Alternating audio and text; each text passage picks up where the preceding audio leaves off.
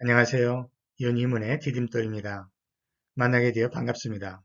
창세기 10장에 보면 노아의 세 아들 셈과 함과 야벳의 족보가 나옵니다. 셈은 24대, 함은 32대, 야벳은 14대입니다. 합하니까 70대군요. 70은 완전하다, 전체를 의미합니다. 그래서 노아 이후에 인류의 시작을 이렇게 족보를 통해서 우리에게 전해주고 있습니다. 함의 아들 중에 니므롯이 있습니다. 가장 대표적인 인물로서 10장에서 가장 힘센 장사, 주님이 보시기에도 힘센 사냥꾼이고, 이 니므롯의 자손들이 신할 땅 바벨론에 거했다고 했습니다. 뿐만 아니라 이들 자손이 바로 블레셋이요 가나안 땅에 머물렀던 자손들인 것을 우리가 볼 수 있는데, 다시 말하면 10장에서는 함의 후손들을 중심으로 하나님을 대적하는 민족들에 대한 이야기가 나오고요.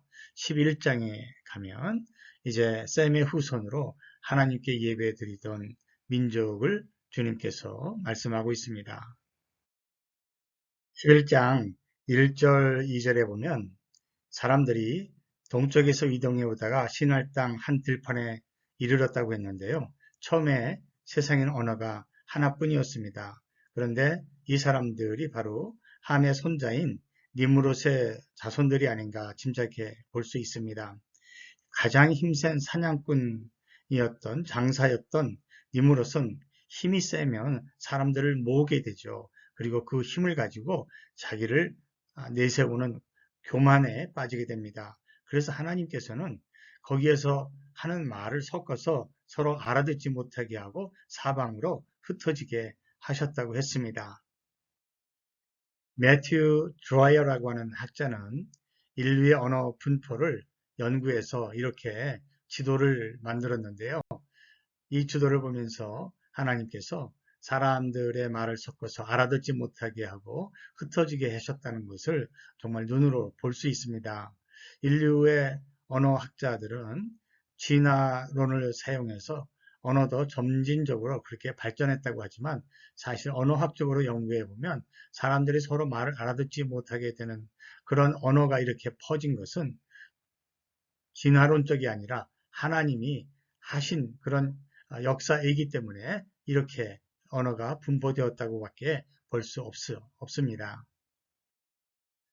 2000년 기준으로 보면 세계에는 6,800개가 넘는 언어가 있다고 하죠. 성경 번역이 필요한 언어가 3,000개인데 그 중에서 지금 1,500개의 언어가 성경 번역 진행 중이라고 합니다. 371개의 언어가 신구약 성경이 완전히 번역되어 있습니다. 아직도 성경 번역 사업은 계속되어져야 되는 우리의 사업 중에 하나죠. 하나님께서 니므롯 같은 사람이 사람들을 모아서 자기를 과시하고 내세우고 하나님을 대적하는 그런 교만에 빠진 것을 막기 위해서 서로 알아듣지 못하게 하여 흩으셨다고 했습니다. 인종차별은 힘센 사람이 자기의 세력을 구축하고 하나님을 대적하는 교만의 하나가 바로 인종차별이라고 볼 수 있습니다. 바벨탑 사건을 통해서 민족과 인종들이 흩어져 가는 것을 창세기 10장 노아의 세 아들의 자손들을 통해서 이렇게 보여주고 있습니다. 지역과 언어와 종족과 부족을 따라서 저마다 갈라져 나갔다라고 그렇게 말씀하죠. 창세기 9장에서 노아의 홍수 이후에 하나님께서 땅에 편만하고 생육하여 번성하라고 하신 그 축복의 말씀이 어떻게 이루어져 가고 있는지를 창세기 10장 32절에서 보여주고 있습니다. 여러 민족이 나와서 세상으로 퍼져 나갔다고 했죠. 11장에서 처음에는 언어가 하나였다고 했는데 그 하나의 언어가 어떻게 이렇게 서로 알아듣지 못하게 되고 퍼지게 된 이유를 설명하는 것이 11장 언어에 초점을 맞춘 것이기 때문에 시간적으로 보았을 때 11장에 나오지만 사실은 10장에 보충 설명하는 그런 말씀이라고 우리가 볼 수 있습니다. 사도행전 2장에 보면 성령 강림의 역사가 있습니다. 제자들이 방언으로 말할 때 여러 지방에서 온 사람들은 자기가 태어난 지방의 말로 알아들었다고 했습니다. 하나님은 우리가 사용하고 있는 언어, 또 다른 민족의 문화와 언어를 서로 존중하시는 것을 우리가 볼 수 있습니다. 우리 각 사람의 언어와 문화는 하나님에게 너무나 중요하고 소중합니다.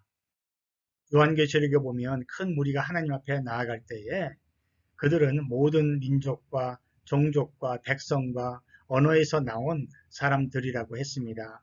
우리 믿는 사람들은 나의 언어와 문화도 소중하지만 또 이웃의 다른 종족의 언어와 문화도 인정해주고 존중해 줄 아는 사람들입니다. 그래서 사자와 양이 함께 먹고 뛰어놀 수 있는 하나님의 나라를 우리 가운데에서도 이 땅에서도 이루어가는 것이 바로 하나님이 우리에게 맡겨주신 사명입니다. 서로 배척하지 않고 서로 다르지만 안아주고 감싸주면서 이 땅에서 하나님의 나라를 이루어가는 그런 평화를 맛볼 수 있기를 간절히 소원합니다. 그럼 다음에 또 만날 때까지 모두 안녕히 계세요.